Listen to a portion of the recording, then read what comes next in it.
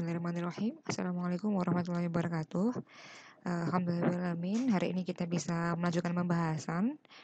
Hari ini kita akan melanjutkan pada pembahasan staining ataupun pewarnaan. Minggu lalu sudah kita bahas mengenai fiksasi, di mana fiksasi merupakan tahapan awal dari pembuatan preparat. Nah, kali ini kita menuju akhir ya. Tidak kita bahas detail dari awal setelah fiksasi, kemudian nanti ada clearing segala macam, tidak kita bahas secara detail. Nanti akan kita bahas detail ketika praktikum ya. Sehingga kali ini kita langsung loncat pada tahapan pewarnaan atau staining. Oke, sebelum masuk ke materinya, silakan dijawab dulu pertanyaan ini. Karena ini menentukan pemahaman kita tentang apa fungsi dari pewarnaan. Pertanyaannya adalah, apakah fungsi dari pewarnaan preparat? Apakah A. mempertahankan bentuk asli jaringan? Apakah B. melarutkan lemak? Apakah C. melihat komponen dalam preparat? Dan apakah D. memperindah tampilan preparat? Oke, jika kemarin fiksasi itu fungsinya untuk mempertahankan jaringan, untuk kali ini pewarnaan, dia fungsinya adalah untuk yang C ya, betul. Kalau ada yang menjawab C berarti benar, karena pewarnaan itu fungsinya untuk melihat komponen dalam preparat. Entah itu kita hanya ingin membedakan antara inti sel dan sitoplasma, entah kita ingin melihat lemak jaringan lemaknya mungkin, atau nanti kita yang melihat adanya deposit suatu kandungan senyawa kimia atau pada yang lain, kita bisa melihat melalui pewarnaan. Jika sebuah preparat yang sudah kita buat tidak kita warnai, kita hanya melihat hitam putih ya, atau bahkan tidak terlihat apa-apa karena beberapa proses mungkin dia bisa melarutkan jaringan sehingga warnanya akan jernih. Untuk itu, untuk akhir pada tahapan pembuatan preparat itu harus kita warnai dengan cara pewarnaan.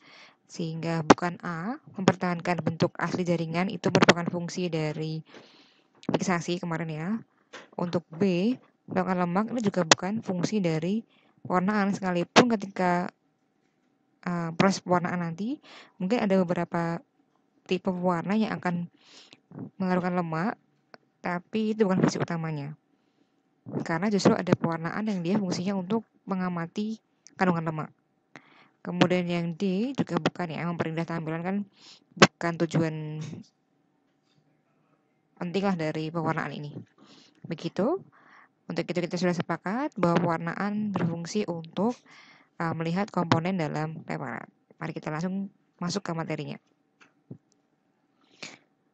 Ini pengertian dari pewarnaan atau staining, di mana pewarnaan atau staining ini merupakan pemberian warna pada jaringan, sel, atau komponennya supaya mudah diamati di bawah mikroskop. Tujuannya jelas tadi agar unsur-unsur jaringan tampak jelas dan dapat dibedakan bagian-bagiannya di bawah mikroskop. Kita mengamati di bawah mikroskop ya, sehingga kita harus mampu mengamati preparat kita yang kita buat itu di bawah mikroskop. Baik itu kita buat untuk pengamatan mikroskop biasa atau mungkin nanti bisa menggunakan mikroskop yang elektron. Untuk pengertian zat warna sendiri, zat warna merupakan senyawa organik yang kompleks, kemudian dia punya pembawaan khusus atau warna ya. Dia dapat dipertahankan dalam jaringan dan terdiri dari gugus kromopor. Jadi prinsip dari pewarnaan sendiri adalah adanya ikatan antara zat warna dengan jaringan. Ikatan ini menyebabkan adanya pewarna yang berbeda-beda yang bisa kita gunakan dalam setiap jaringan kita amati. Jadi misalnya kita yang melihat jaringan otot gitu ya, dengan preparat hapus darah begitu mungkin tidak akan sama pewarnaannya.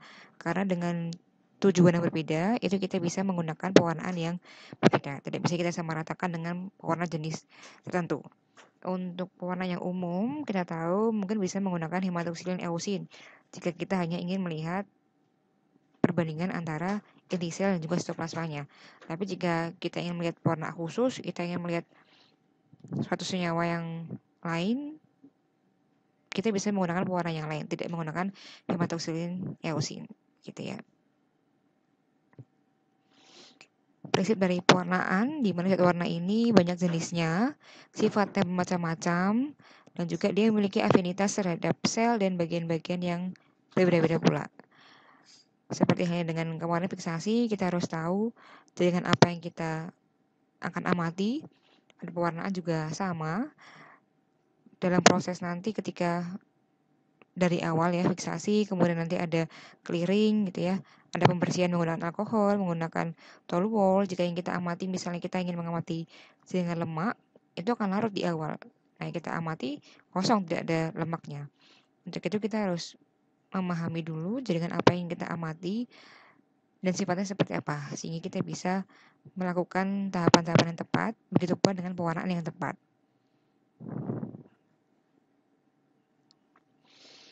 Nah, pewarnaan sendiri bisa kita golongkan beraneka macam ya.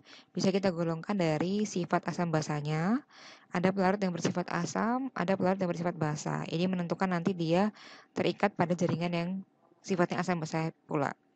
Kemudian asalnya, ada yang dia itu pewarna yang berdasarkan dari alami, tumbuhan atau hewan, dan juga pewarna yang dia pabrikan atau dihasilkan dari pabrik. Kemudian ada pula pewarna yang dibedakan berdasarkan kemampuan mewarnai jaringannya. Ada pula perbedaan pewarna dari jumlah jenis zat warna yang digunakan. Satukah atau dia butuh dikomplement dengan beberapa macam pewarna.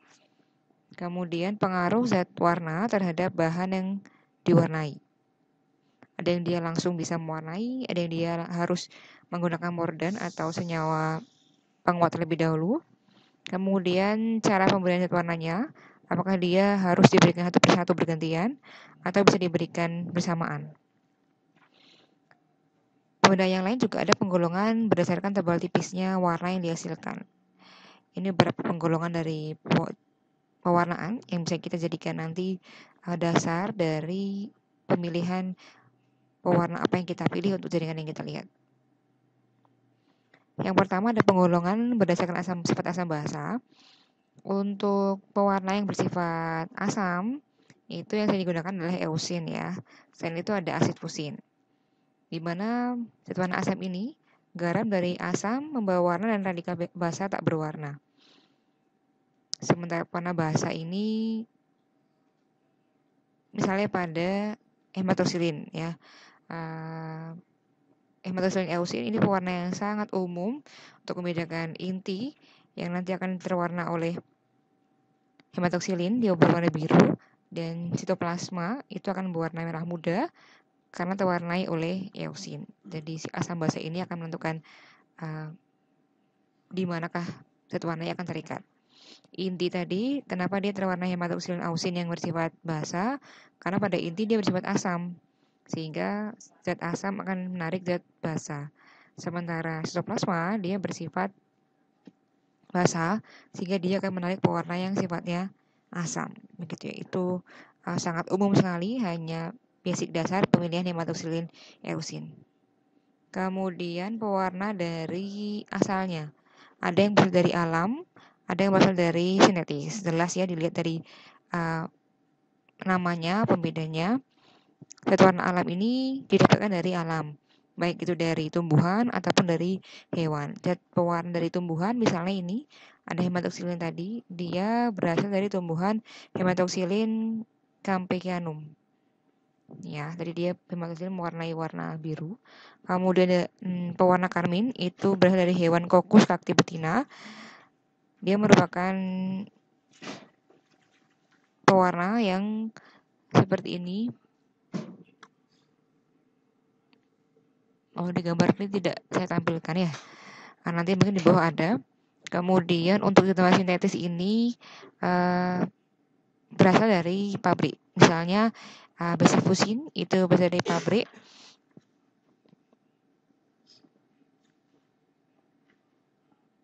Kemudian penggolongan pewarna berdasarkan dari kemampuan mewarnai jaringan. Itu ada zat warna substantif ataupun zat warna adjektif. Untuk zat warna substantif ini kita bisa langsung memberikan zat warna tersebut dan dia akan bisa mewarnai langsung dengan baik. Misalnya neutral red dan juga Janus green bee. Sementara zat warna adjektif, dia perlu mordan. Nah, apa itu mordan? Mordan merupakan substrat atau substansi yang dapat memfiksasi atau mengikat zat warna pada jaringan. Misalnya matusilin enrich, nah dia itu perlu mordannya potasium aluminium sulfat. Ada juga penggolongan pewarna dari struktur kimianya. Ini ada golongan struktur kimianya. Ini sifatnya dia asam atau basa. Misalnya ada tripenylmetan, ada asid fusin, light green, fast green, methyl blue. Kemudian golongan tripenylmetan yang basa itu ada basic fusin, Hopan violet, crystal violet, methyl green, aniline blue. Begitu pula dengan golongan yang lain ada santen, tiazin, azin, azo, dan nitro. Dia memiliki zat warna yang asam dan juga zat warna yang basa. Kita bisa tentukan manakah yang paling sesuai dengan preparat yang kita amati. Untuk eosin, dia bisa memberikan warna yang kontras dengan pewarna sebelumnya.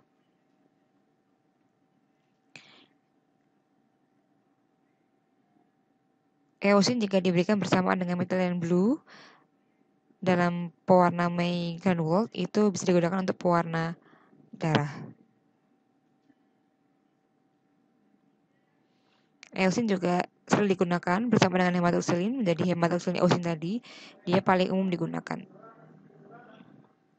Kemudian warna metakromatis, contohnya ada theonin, toluidin blue. Dia akan mewarnai kromatin menjadi warna biru atau mewarnai mukus. Substansi dasarnya kartilago, dia mewarnai granula massa menjadi warna merah. Ada pula zat warna polikromatis, misalnya methylene blue. Jika ditambahkan larutan aquosa menjadi methylene azure dan Persons methylene violet. Golongan zat warna berdasarkan jumlah zat warna yang digunakan. Ada yang tunggal, ada yang rangkap 2, ada rangkap 3, ataupun rangkap 4. Untuk pewarna tunggal, misalnya ada gentian violet. Ini kita gunakan tunggal, jadi kita hanya teteskan gentian violet. Biasanya atau sering digunakan pada misalnya pewarnaan bakteri, begitu ya. Kita bisa menggunakan gentian violet ini. Kemudian rangkap 2, tadi hematoxylin eosin kan 2, ada hematoxylin dan juga eosin. Dia 2 pewarna yang berbeda, tapi kita gunakan untuk mewarnai satu jaringan yang sama. Kemudian rangkap 3, misalnya ada mallory T+10. Ini berisi asid fusin, aniline blue, dan orange G. Dan juga ada yang rangkap 4, tapi ini jarang digunakan pada jaringan hewan. Biasanya hewan itu cukup dengan HE ataupun kita menggunakan beberapa warna yang lain yang untuk melihat jaringan khusus. Penggolongan berdasarkan pengaruh zat warna terhadap bahan, itu ada pewarna yang efektif dan juga ada pewarna yang difus. Apa itu pewarna efektif? Yaitu pewarnaan yang hanya mewarnai satu bagian saja. Misalnya toluidin blue pada planetarium, dia hanya mewarnai granula maselnya saja. Untuk pewarnaan difus, dia mewarnai seluruh jaringan. Misalnya eosin, dia mewarnai semua, jadi semua sitoplasmanya itu akan terwarnai. Hanya mungkin intensitasnya saja yang berbeda. Untuk yang di sitoplasma kan dia terwarnai oleh eosin dengan baik, maka dia warnanya akan pekat begitu ya. Di inti nanti dia ketika menggunakan hematoxylin, dia akan lebih terwarnai oleh si hematoxylin tersebut. Penggolongan zat warna berdasarkan dari cara pemberian zat warnanya. Ada yang dia diberikan sekali dalam satu waktu, jadi bersamaan begitu, kita campurkan langsung. Ada juga yang suksedan bertahap. Untuk pewarna simultan ini misalnya mallory, itu aniline blue dan orange, jadi kita campur terlebih dahulu, baru preparatnya kita masukkan ke dalam pewarna tersebut. Sementara untuk pewarna suksedan kita berikan bertahap, yaitu ada contohnya hematoxylin eosin seperti ini, itu bertahap. Jadi kita masukkan ke hematoxylin, kemudian ditunggu beberapa saat, baru kita masukkan ke eosin. Bisa kita teteskan atau dicelup seperti ini ya. Jika alatnya memadai, bisa kita celup seperti ini. Tapi jika pencelup seperti ini kan dibutuhkan pewarna yang banyak, atau bisa juga kita teteskan, kemudian kita cuci, dan kita tetesi lagi pewarna yang lain seperti itu. Dari perbedaan tebal tipisnya pewarna, bisa kita bedakan jadi dua. Ada yang pewarna progresif dan juga ada pewarna yang regresif. Pewarna progresif ini dia sangat tipis. Jadi kita harus menggunakannya pada waktu yang lama supaya hasilnya baik. Sementara pewarna regresif dia mewarnai sangat tebal dan kita hanya cukup menggunakan tipis saja sudah bisa mewarnai jaringan yang kita inginkan. Ini diambil dari jurnalnya tentang penggunaan zat warna dan juga fungsinya. Misalnya nih kita punya jaringan yang berdinding selulosa, kita bisa menggunakan pewarnanya hematoksilin, fast green, aniline blue, dan juga asam fuchsin.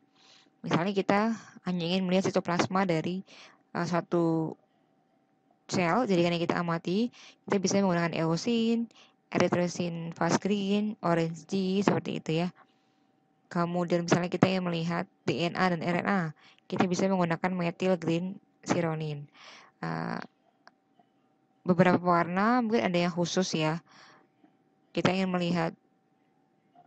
melihat DNA tadi misalnya, ketika kita menggunakan HE, hematoksilin eosin, mungkin tidak akan nampak. Jadi kita harus gunakan pewarna yang khusus untuk mewarnai DNA dan RNA.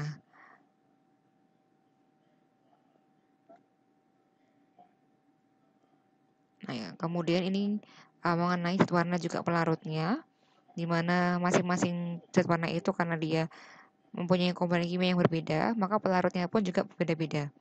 Untuk asid fusin, ini dia bisa menggunakan alkohol 70%, aniline blue dia bisa menggunakan alkohol 50%,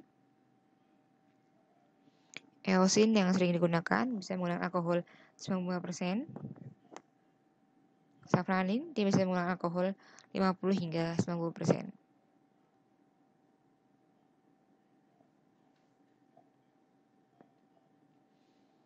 Ada pula yang menggolongkan pewarna itu berdasarkan dari komponennya. Misalnya ini pewarnaan untuk karbohidrat.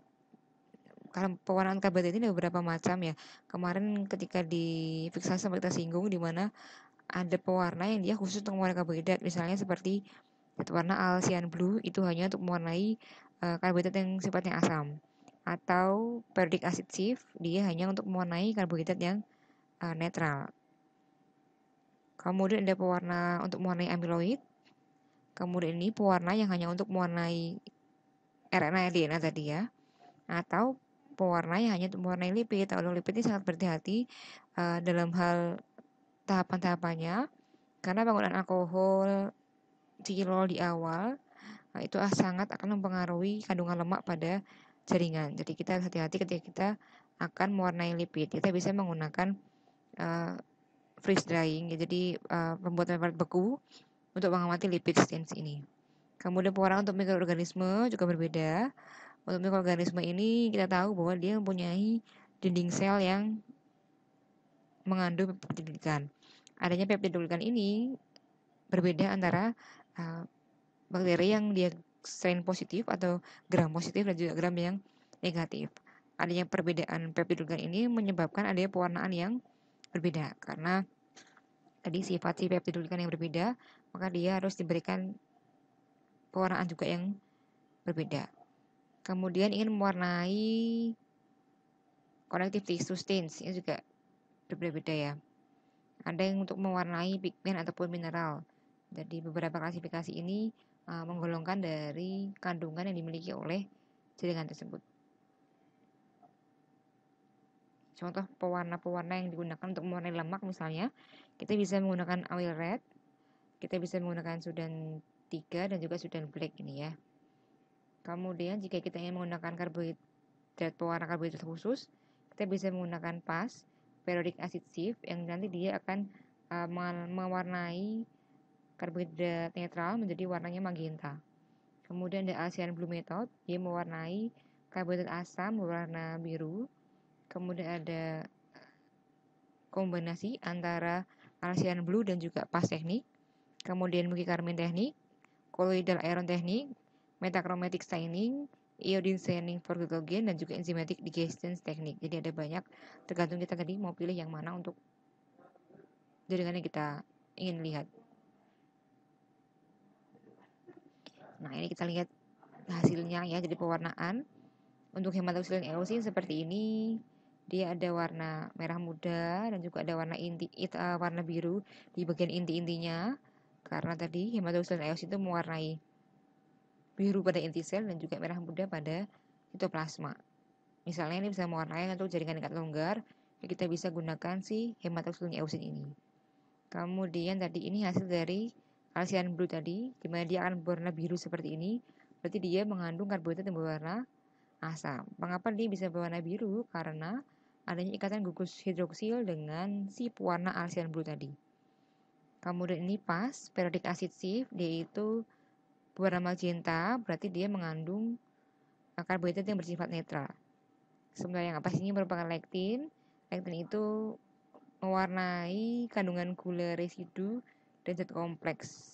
Ini lektin ya. Seperti ini warnanya berbeda-beda. Jika kita ingin mengamati karbohidrat tapi kita hanya menggunakan HE, itu juga tidak bisa. Kita ingin mengamati lemak tapi menggunakan Alcian Blue juga tidak bisa. Tidak terlihat jelas ya. Sehingga kita harus menyesuaikan dengan apa yang kita lihat juga dengan warna yang kita gunakan. Selain beberapa tipe atau penggolongan pewarna tadi, kita juga harus mengenali adanya tipe pewarna-pewarna khusus, di mana ini dapat digunakan untuk mewarnai jaringan yang khusus ya, tidak hanya ingin kita bedakan antara inti sel dan juga sitoplasmanya, tapi kita ingin melihat perbedaan secara khususnya. Misalnya pada pewarnaan elective solubility, dia itu berprinsip pada kesamaan antara sifat larut. Contohnya pada pewarna lemak tadi. Pada pewarna lemak ini, dia harus menggunakan pewarna yang sifatnya juga hidrofobik ya, tidak suka air, maka dia bisa mempertahankan si lemaknya ini. Kemudian metallic impregnations, dia ini prinsipnya memanfaatkan sifat jaringan dalam mengikat logam. Karena kita ingin melihat deposit logam, maka kita harus memanfaatkan pewarna tadi yang bisa mengikat logam supaya bisa nampak jelas logam pada jaringan. Misalnya pada sel saraf ya atau jaringan otak, itu kita bisa menggunakan metode metallic impregnations, menggunakan pewarnaan perak atau emas begitu ya. Tapi karena biasanya dia mahal, makanya jarang digunakan untuk pewarnaan menggunakan metallic impregnation. Kemudian pewarna khusus, misalnya histochemical reactions, itu kita ingin melihat senyawa kimia yang dihasilkan dari satu jaringan. Untuk histochemical reaction ini nanti kan kita bahas khusus pada pertemuan minggu depan, karena ada beberapa pewarna yang harus dicermati. Senyawa tertentu dia akan mewarnai jaringan khusus, sehingga kita bahas khusus nanti minggu depan bersama dengan kita bahas mengenai imunohistokimia. Imunohistokimia ini tidak hanya mewarnai jaringan, tapi juga adanya hasil sistem imun yang bisa kita amati di sana. Jadi akan ada pertemuan khusus mengenai histokimia dan juga imunohistokimia. Ada juga pewarnaan khusus yang dapat digunakan pada pewarnaan pada neuron dan juga neuroglia. Mengapa perlu pewarna khusus? Tadi karena dia punya sifat yang khusus. Jika kita kembali mengingat mengenai struktur dari syaraf ya, kita tahu bahwa syaraf terdiri dari badan sel saraf yang memiliki inti di dalamnya dan juga penjuluran sel saraf tersendiri. Di mana pada penjuluran badan sel saraf dia memiliki bagian yang tertutupi oleh selaput, oleh selubung mielin dan juga bagian terbuka yaitu namanya nodus transfer. Pada sel saraf ada istilah neuron dan juga neuroglia. Neuron merupakan sel saraf yang fungsional yang fungsinya khusus untuk mengantarkan sel saraf, dan juga ada neuroglia. Neuroglia ini sel yang fungsinya untuk menutrisi dan juga melindungi sel saraf. Tadi misalnya sekuan tadi misalnya. Nah, jika kita ingin melihat astrosit ini ya, astrosit yang protoplasmik mempunyai juluran yang lebih banyak, lebih bercabang, namun pendek. Sedangkan astrosit fibrous mempunyai juluran yang lebih sedikit, jarang bercabang, namun panjang dan banyak sudut. Untuk mewarnai si astrosit ini, kita bisa menggunakan pewarna khusus, misalnya Silverstein, Kajal method, dan juga Rio Ortega method. Kita lihat gambarnya langsung. Nah, ini untuk silver method ya, pewarnaan perak untuk melihat astrocyte protoplasma dan juga astrocyte fibrous seperti ini. Ataupun bisa kita gunakan Kajal method yang mewarnai lebih cenderung pink seperti ini ya, dan juga pewarnaan Rio Ortega silver. Akan lihat astrocyte di sini, kemudian pembuluh darahnya yang lebih tebal seperti ini. Masih pada pewarnaan neuron, kita bisa menggunakan Insel method, di mana pada pewarnaan Insel method ini dia memperlihatkan dengan jelas butiran-butiran biru dalam sitoplasma neuron, yaitu badan selnya. Pada sel saraf kita tahu ada bentukan khusus yang kita sebut sebagai badan sel. Nah, untuk mengamati badan sel ini tidak bisa menggunakan pewarna yang sembarangan, kita harus menggunakan pewarna yang khusus. Nah, pewarna lain yang digunakan untuk neuron adalah Toluidine blue dan Luxol fast blue. Ini ada nasal method, kemudian ini ada pewarnaan menggunakan Toluidine blue. Dia warnanya biru seperti ini ya. Ini pewarnaan khusus yang bisa kita gunakan dalam pewarnaan neuron.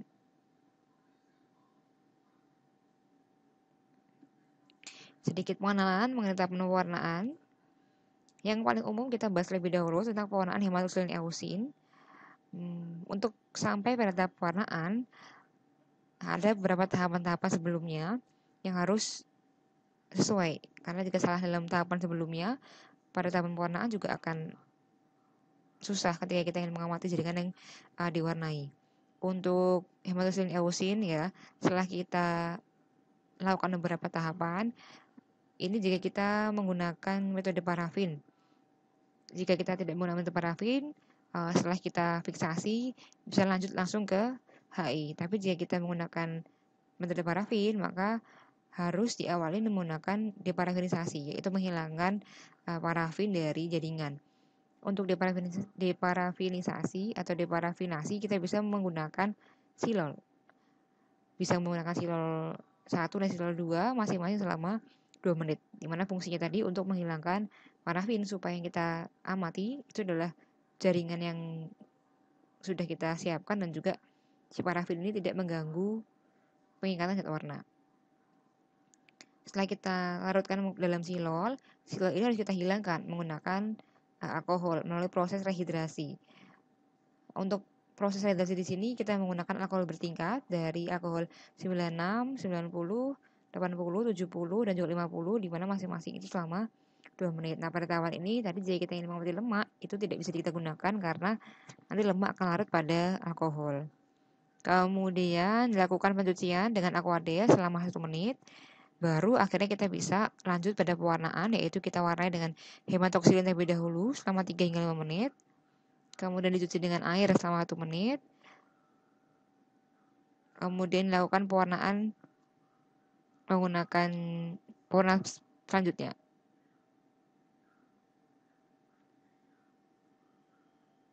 Yaitu pewarna eosin. Terakhir kita cuci lagi menggunakan alkohol 90, 1 hingga 2 celup. Kemudian kita lakukan dehidrasi dengan alkohol bertingkat kembali. Kemudian kita clearing. Kita bisa menggunakan silol. Terakhir kita bisa mounting dengan meneteskan entelan 1 hingga 2 tetes pada preparat jaringan yang dimana fungsinya untuk penguatan jaringan. Jadi karena tadi kita menggunakan parafin ya, sehingga jaringan ini harapannya kan bisa disimpan lama dan juga bisa digunakan untuk banyak kepentingan. Tidak hanya untuk sekali pengamatan, tapi juga untuk disimpan dan diamati di kemudian hari, sehingga harus kita mounting dengan memberikan entelan ini supaya dia bisa bertahan lama. Setelah kita berikan entelan, kita akan tutup menggunakan cover glass. Kemudian jangan lupa untuk memberi label, karena seringkali ketika sudah diwarnai kita lupa tadi itu jaringan yang apa, karena ketika bentuk jaringan kan sudah susah untuk dibedakan. Maka kita beri label untuk mengamati preparatnya. Kemudian kita amati di bawah mikroskop menggunakan perbesaran 400 kali. Seperti ini. pewarnaan hematoxylin eusin bisa kita celupkan dalam bak pewarna seperti ini. Ini untuk beberapa tahapan di awalnya yang ada silol tadi, ada alkohol bertingkatnya. Kemudian ini pewarnanya bisa kita tetes, bisa kita celup. Ini yang ditetes ya ada hematoxylin dan juga pewarna eusin. Ini hasilnya ada mewarnai biru pada nukleus dan juga pink pada sitoplasmanya.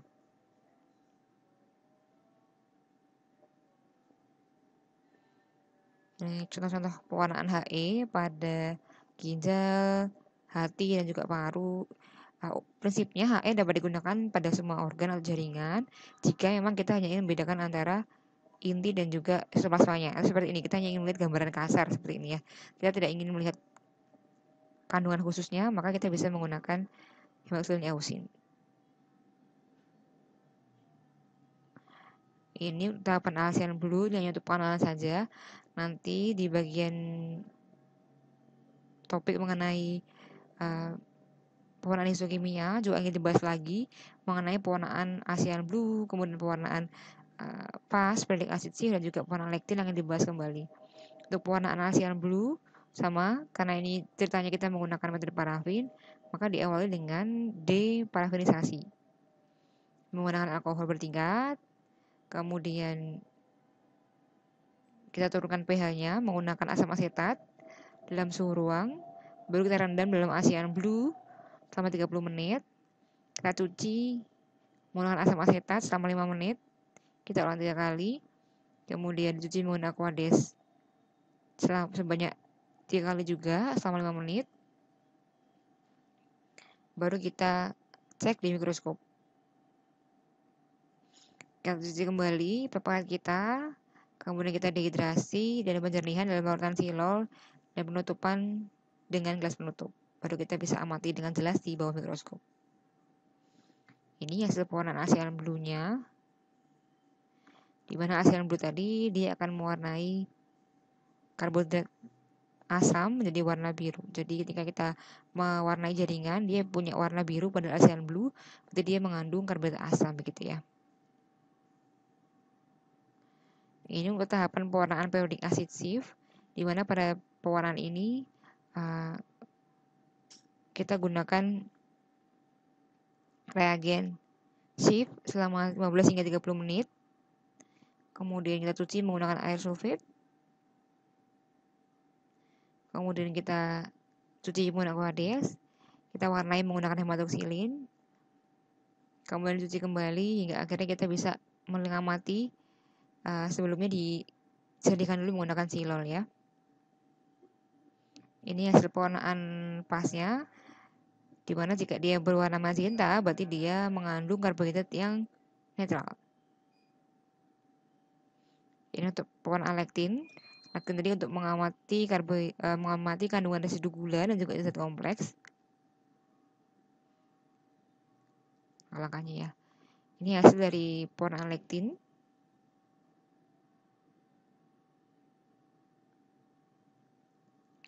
Oke, begitu untuk pengenalan macam-macam pewarna ya. Nanti ketika di pelaksanaan praktikum, kita bisa coba langsung seperti apa perbedaan dari warna-warna yang bisa kita gunakan. Jadi untuk materinya saya cukupkan sekian. Dari saya kurang lebihnya mohon maaf. Terima kasih atas perhatiannya. Wassalamualaikum warahmatullahi wabarakatuh.